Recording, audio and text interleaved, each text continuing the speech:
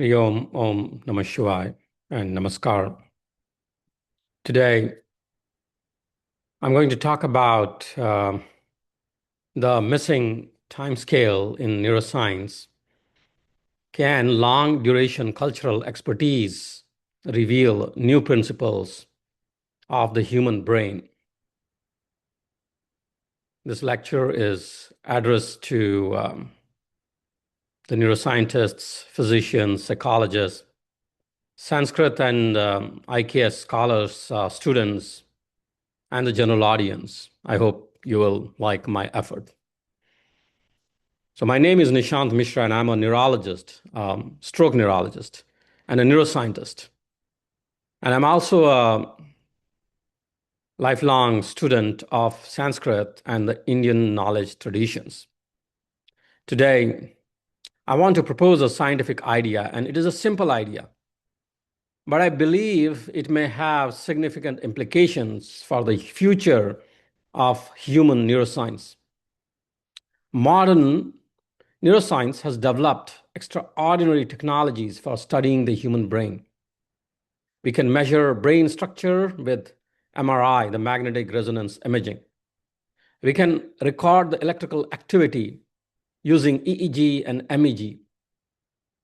We can study brain activity with functional MRI. We can investigate brain networks, white matter pathways, cerebral blood flow, metabolism, and even molecular changes associated with neurological disease and human behavior. Yet, there is a fundamental limitation in the way we study the human brain. The limitation is not primarily technological. The limitation is that we study only a restricted portion of human experience. Consider the typical neuroscience experiment. A participant enters a laboratory. They perform a task for 30 minutes. Perhaps they receive several days of training. Sometimes an intervention continues for several weeks or several months. We then ask, did their behavior change? Did their brain activity change? Did their brain structure change?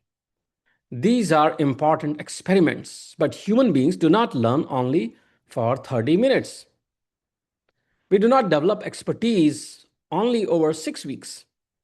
Human learning unfolds over years, sometimes over decades, sometimes beginning in childhood and continuing throughout the life. Musicians practice for tens of thousands of hours. Multilingual individuals use different languages throughout their lives. Mathematicians, physicians, artists, craftsmen, navigators, contemplative practitioners, and scholars develop expertise through prolonged exposure. And across human civilization, societies have created sophisticated systems for training attention, memory, language, reasoning, perception, and behavior.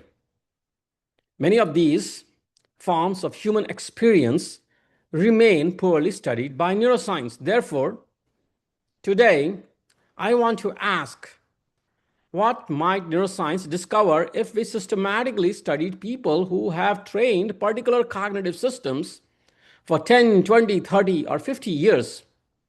And more specifically, could long-duration cultural practices become discovery populations for human neuroscience?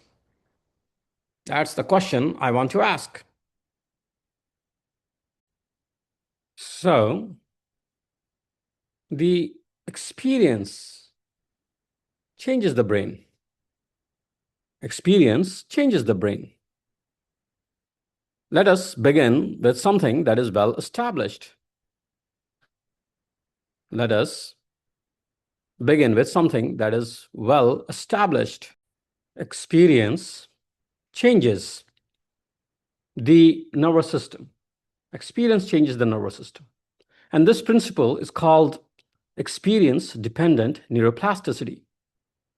When we repeatedly perform an activity, neural systems adapt. Neural systems adapt. Synaptic connections can change. Neural representations can change. The recruitment of brain networks can change. White matter pathways can change. Under some circumstances, measurable aspects of brain structure can change as well. One of the classic demonstrations came from studies of London taxi drivers. Researchers investigated professional taxi drivers who had acquired extensive navigational experiments.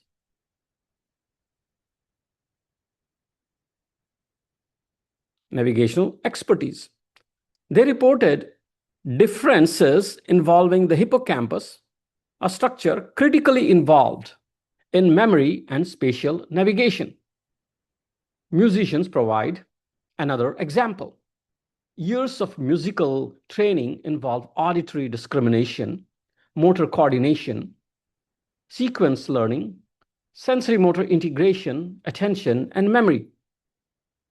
Studies have reported structural and functional differences between the musicians and non-musicians. Bilingualism provides another natural experiment. Using multiple languages repeatedly, circuits are recruited. When the multiple languages are repeated, it recruits the language control systems and cognitive control mechanisms. Memory athletes provide another example. Contemplative practices provide another. Professional athletes provide another. These studies have helped create what we might call the neuroscience of expertise. But they raise a larger question. Which forms of expertise have neuroscience systematically investigated? And which forms of human experience remain largely invisible? The missing timescale. I believe one of the important missing dimension is time. Consider a multidimensional landscape of human experience. On one axis, place training duration. On another, training intensity, then age at onset, cognitive complexity, feedback, multilingual exposure, social context, motivation, personal meaning. What does it mean to that personal? Personal meaning, sleep, environmental stability. Now imagine where most conventional neuroscience experiments occur within this enormous landscape. They occupy a relatively small region. Training lasting hours, days, weeks, occasionally months. Relatively controlled tasks. Relatively homogeneous populations. Now consider an individual who begins intensive training at 8 years of age. They practice several hours every day. They practice several hours every day. Their training continues for 30 years. The tasks progressively increase in context and in complexity. They receive continuous feedback from the teachers. They perform in a multilingual environment. The learning is socially embedded. The activity carries intellectual, personal, or spiritual meaning. This individual occupies a very different region of the human experience landscape. So the scientific question is, what happens to the human brain under these unusual exposure conditions? We do not know. And that is precisely why these populations are scientifically interesting. They're scientifically interesting. So the human experience space I was just talking about, the training is not one variable. Let's reinforce this idea. It is a multi-dimensional exposure. Most studies sample a restricted region, long duration, cultural practices, occupy additional regions.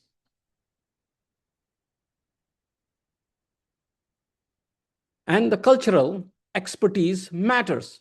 And diversity is not only demographic, it is also diversity of cognitive experience.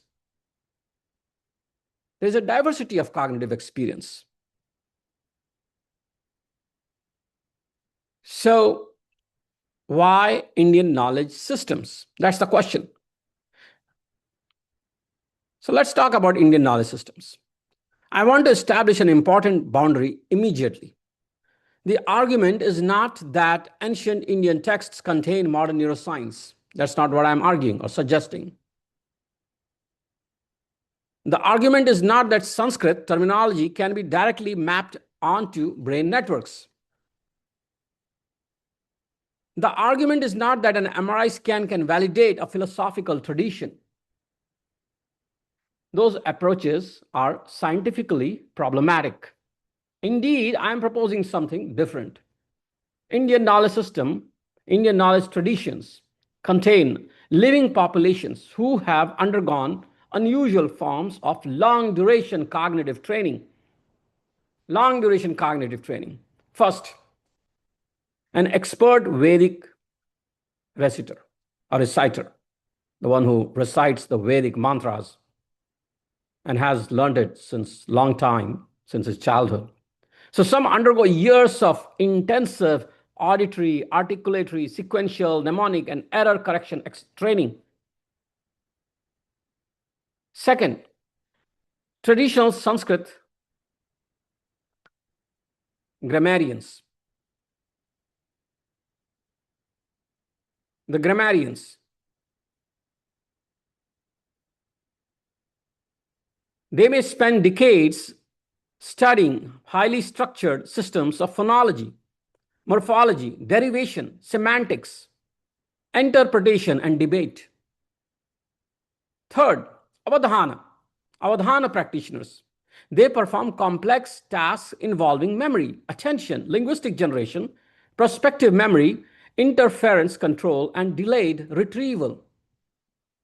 Fourth, contemplative practitioners. Some accumulate thousands or tens of thousands of hours of attentional, interoceptive, respiratory, or metacognitive training. Fifth, lifelong traditional scholars. Some continue studying, reciting, teaching, interpreting, debating, and participating intellectually into older age. Each population raises scientific questions, and importantly, these questions extend far beyond India. A necessary boundary between historical concept and scientific mechanism is necessary, the epistemic boundary. Before going further, we need to create this scientific firewall. Historical traditions and neuroscience operate at different levels of explanation.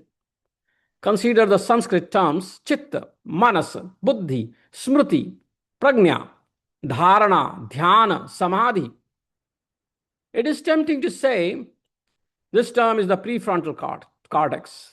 This term is the default mode network. This term is dopamine. This term is autonomic nervous system. But such direct mappings are usually scientifically unjustified. Therefore, I propose separating 4 levels. Level 1, historical concept. What did the historical text actually say? Level 2, candidate phenomena. What observable phenomena might deserve scientific investigation? Level 3, scientific construct. Can the phenomena be related to attention, working memory, metacognition, interoception, sequence, learning, or another measurable construct? Level 4, experimental prediction. What experiment could distinguish among competing explanation? This distinction is essential. The objective is not to translate Sanskrit terminology into neuroscience vocabulary. The objective is to generate experimentally tractable question. So let's talk about the translation pipeline. Figure 1, characteristic or characterize. This figure represents the central framework I am proposing. At the top is the human experience space, training duration, intensity, age at onset, cognitive complexity, social context, multilingual exposure, motivation, meaning. Conventional neuroscience samples only part of this landscape. Long duration cultural practices expand the sampled region. The second layer is the translation pipeline. So let me walk through it. Rigorous characterization is the first step. What do people actually do? Not what we imagine they do. Not what a historical text alone says they did. What do the contemporary practitioners actually practice? How many hours? Beginning at what age? Using what pedagogical methods? With what variability? Then comes the construct mapping. Which scientific constructs might be relevant? Attention, working memory, sequence training, prediction, metacognition, interference control. Then task decomposition. Complex practices must be broken into experimentally tractable operations. Mechanistically informating comparator is the step 4. Ordinary controls are often insufficient. If we study Vedic reciters, perhaps we should compare them with musicians, actors, some other memorizers like Quranic memorizers, memory athletes, and appropriately matched non-experts. And then competing predictions is the step 5. A strong scientific study should allow our preferred hypothesis to fail. Multimodal measurement is the step 6. Behavior, computational modeling, EEG, MEG, MRI, autonomic physiology, sleep, rest world measurements. Rest world measurement or the real world measurement. Then step 7 is longitudinal and causal testing. Longitudinal and causal testing. Whenever possible,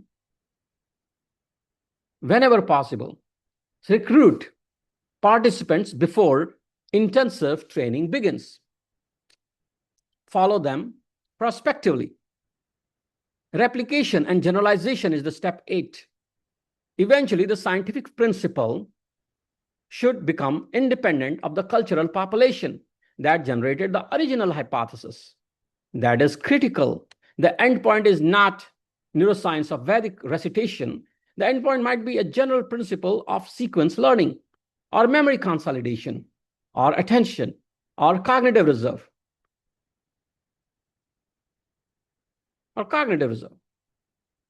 So let's talk about Discovery Program 1, the Vedic oral recitation. The Vedic oral tradition of its recitation. So let us begin with Vedic recitation. What does an expert reciter actually do? What is he actually doing? Precise phonological production, auditory discrimination, temporal sequencing, repeated retrieval, immediate error correction, extensive memorization. In some traditions, learned sequences are systematically transformed and reproduced in different orders. From the perspective of cognitive neuroscience, from our perspective, this is fascinating. It raises questions about auditory prediction, auditory motor integration, hierarchical sequence learning, error monitoring, memory consolidation, and long duration neuroplasticity. Researchers have already demonstrated the feasibility of this work.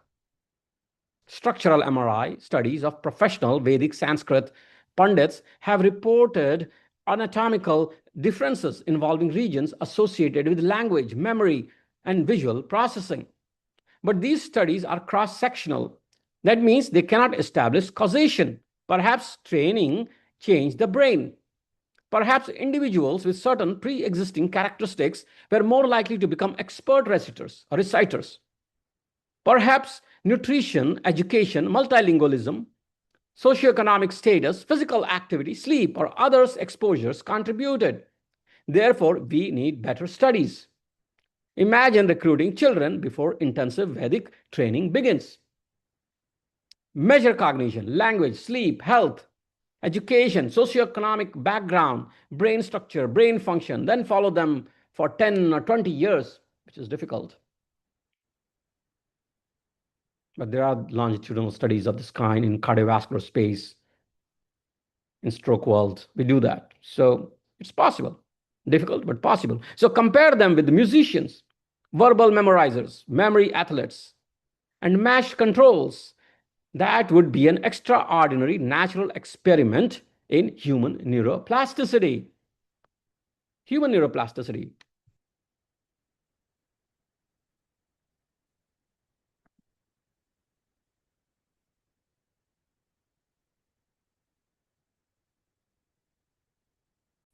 So the discovery program 2, Sanskrit grammatical expertise.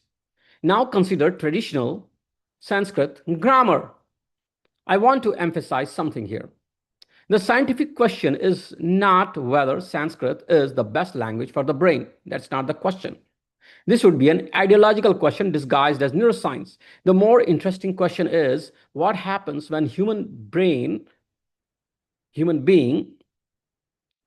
spends, or the human brain spends decades mastering a highly structural, highly well-structured, formal linguistic system. Traditional grammatical expertise may involve phonological classification, morphological decomposition, derivational procedures, rule ordering, exceptions, semantic analysis, memorization, interpretation, and debate.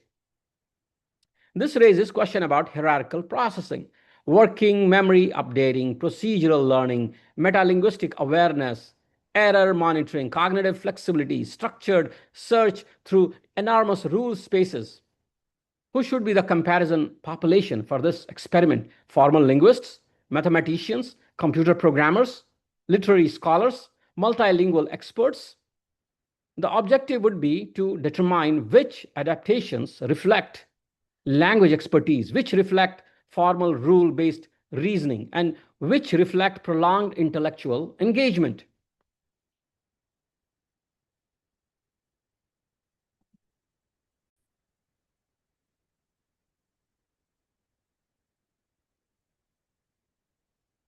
So the next, part 9, or the next part would be about Discovery Program 3, which is about Avadhana. We know the word Savdhan. Sa-dhan, Avadhan is Savdhan. Savdhan, Sa-dhan, Avadhan is Savdhan. Attention. Avadhan may be one of the most scientifically interesting and least studied examples.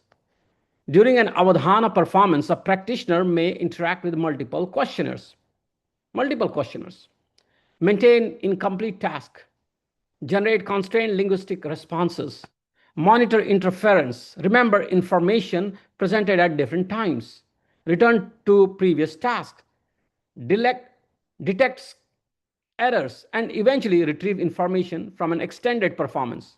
People sometimes describe this simply as extraordinary memory. But that explanation is scientifically inadequate.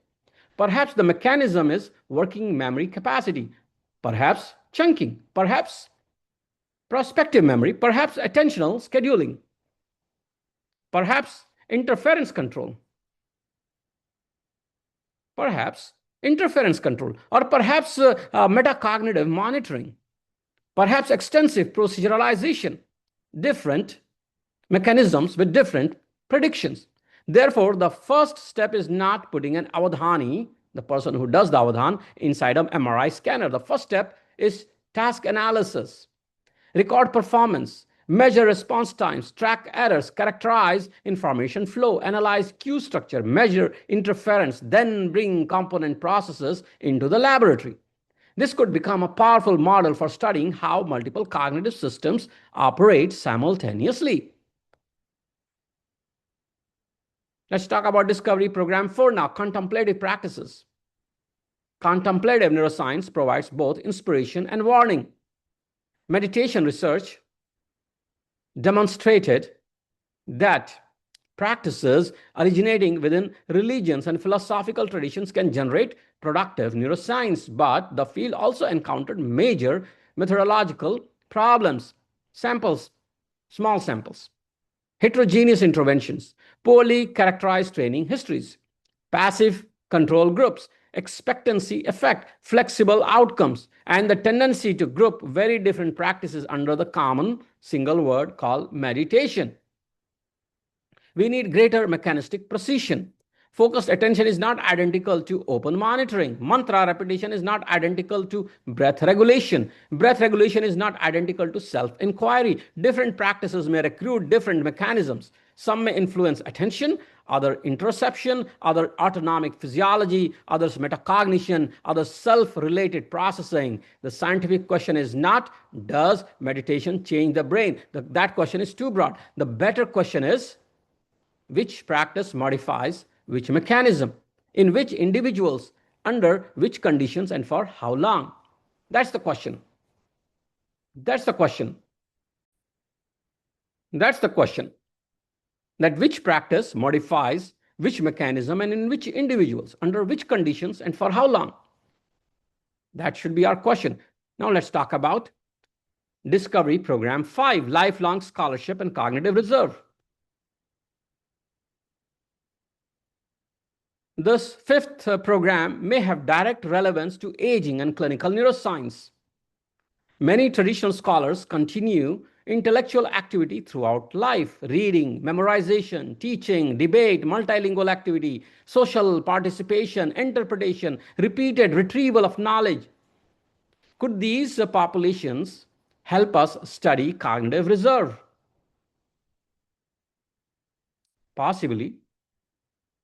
But again, we must avoid overclaiming. The hypothesis is not studying Sanskrit prevents dementia. The hypothesis is, can particular dimensions of sustained intellectual engagement contribute to resilience against age-related cognitive decline? We could compare traditional scholars with professors, musicians, multilingual educators, clergy, as they say, monastics, and other lifelong intellectual populations.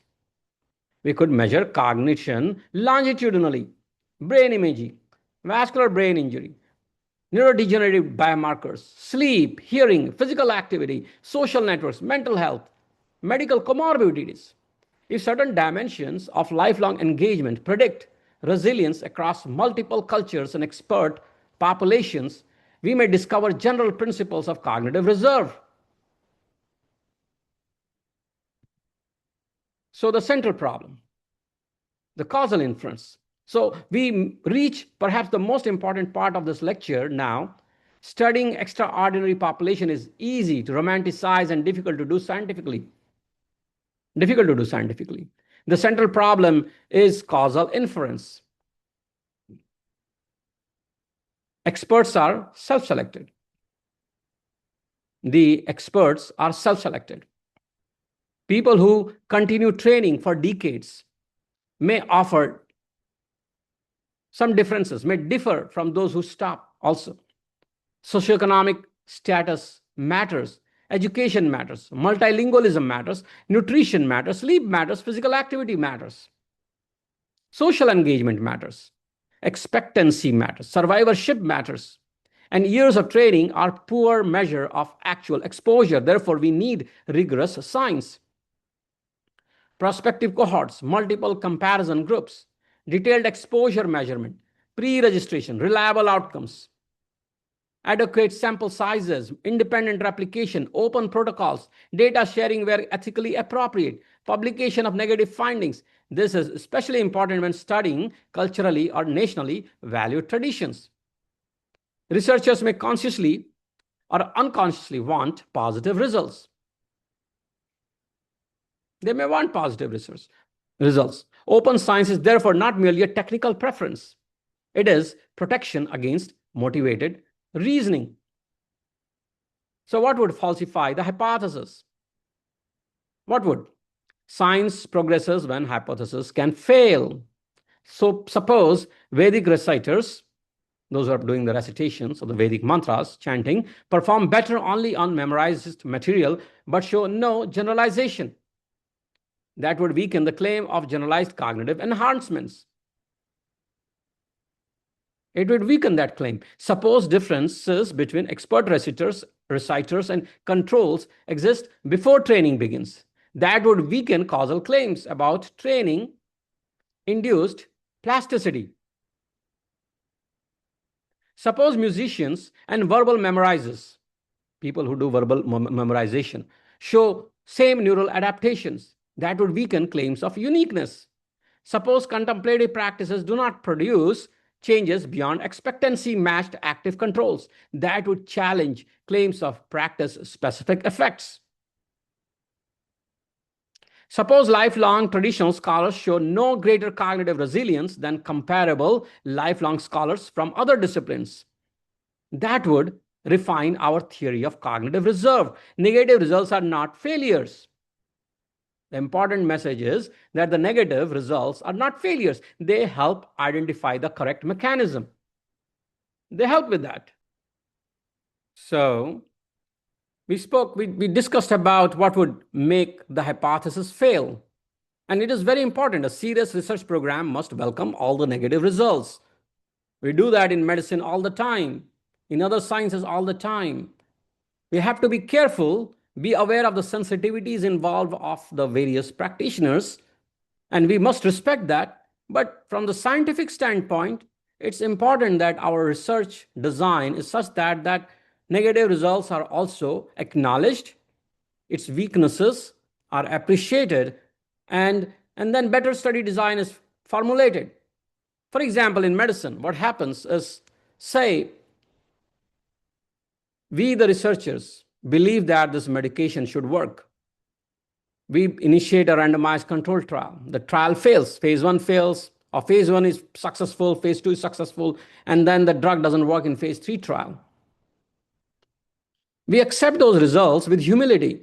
We do secondary analysis of the data. We determine what may have went wrong. Was the population not the right population? Was the measure of outcome not the right measure of outcome for this particular drug? So one should learn from these failures, but should not be super sensitive about the underlying hypothesis failing. Sometimes the hypothesis, oftentimes we know in medicine, and I can talk about it, that the hypothesis was strong, just that it failed to be proven because the methodology had issues. We experience that all the time in medicine and other aspects of science. This is possible in this Indian knowledge system based research methods proposal that I'm suggesting. It's possible that we may fail, but that should not lead to disappointment. It should lead to encouragement to do more studies, to determine what may have gone wrong and retest the hypothesis. So now let's talk about building a new research infrastructure. Individual studies will not be sufficient. Rare expert population require collaboration.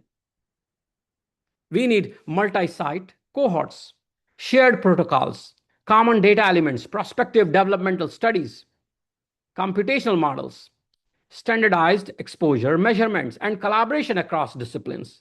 Neuroscientists, psychologists, statisticians, computer scientists, linguists, Sanskrit scholars, anthropologists, historians, philosophers, educators, clinicians, and practitioners themselves.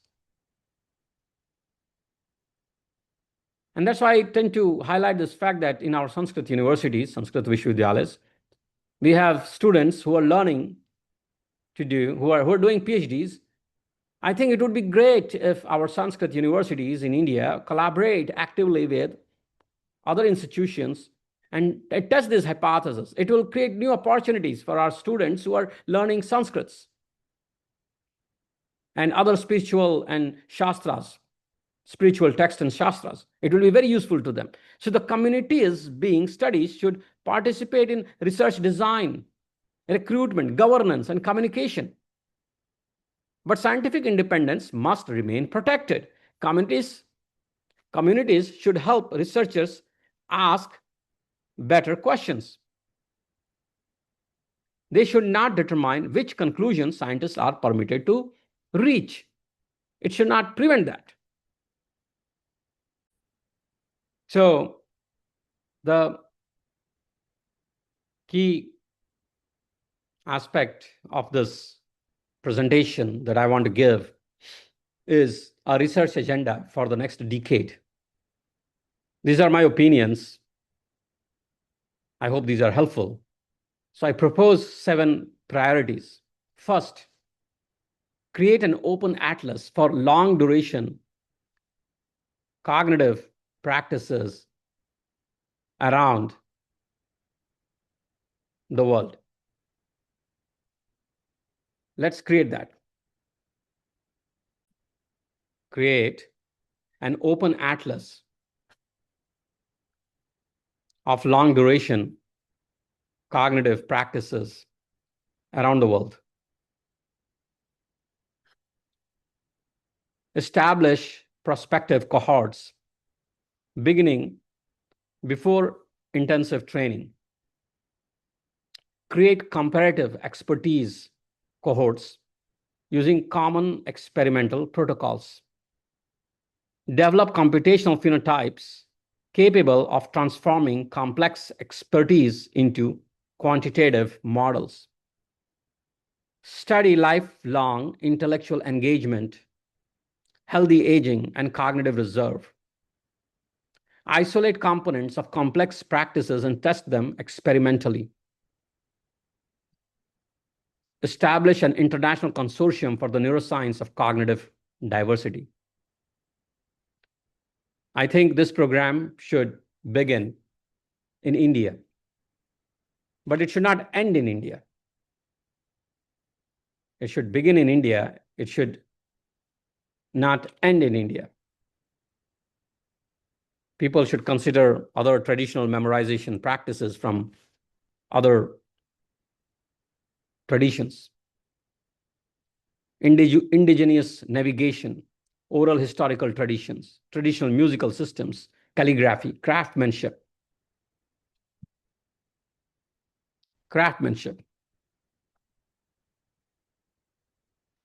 martial arts,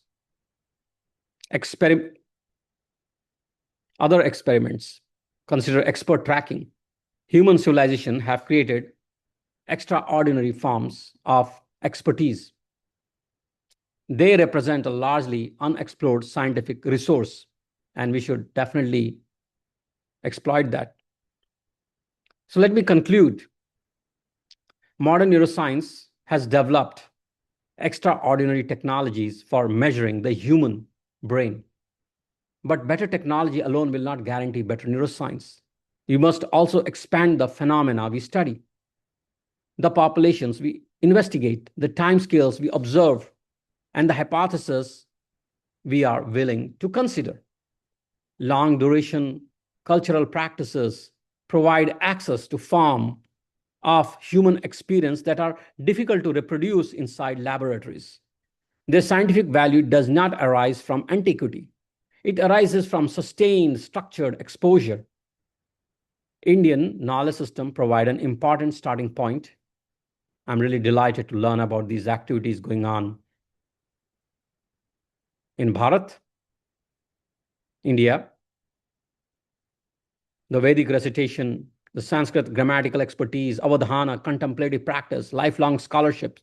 These traditions can generate experimentally tractable questions about neuroplasticity, sequence learning, attention, language, memory, expertise, cognitive reserve, and healthy brain aging. But we must maintain scientific discipline. Historical concepts are not neural mechanisms. Cross-sectional brain differences are not proof of causation.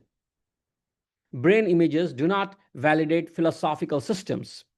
Culturally valued practices are not exempt from falsifications. These traditions should neither be romanticized nor should be dismissed. They should be studied.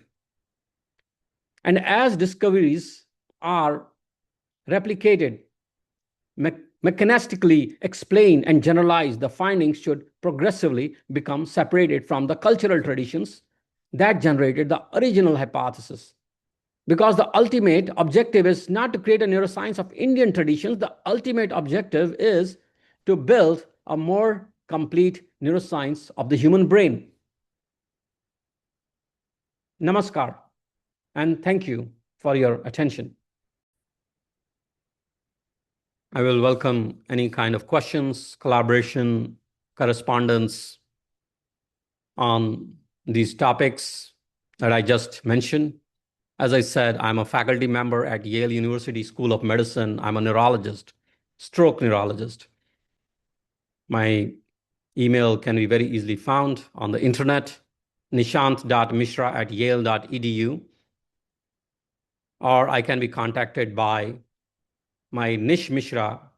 My apologies, nishant.mishra@ivpandit.com. And I'm really delighted and excited about this line of investigation, which I want to promote across the world and really help the mankind. There's so much to learn from the traditional practices, which I believe that's maybe my personal bias. And that's why I'm suggesting let's do experiments to prove or disprove the personal bias that I might have as an Indian person. But this demands debate and discussion between people from various fields of science, also Shastra, Sanskrit, the practitioners, and so on and so forth.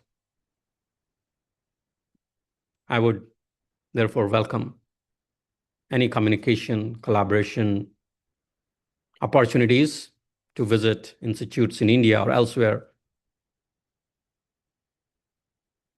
with this altruistic intention. I thank you all. I'll provide the same lecture at some point in the future, also in Hindi, and I'll attempt to do it also in English and Sanskrit, just for my own interest, actually. I love Sanskrit. I've been learning, so I'll try doing that in Sanskrit as well. Hari Om, Om Namah Shivaya. Thank you so much. Dhanyavad.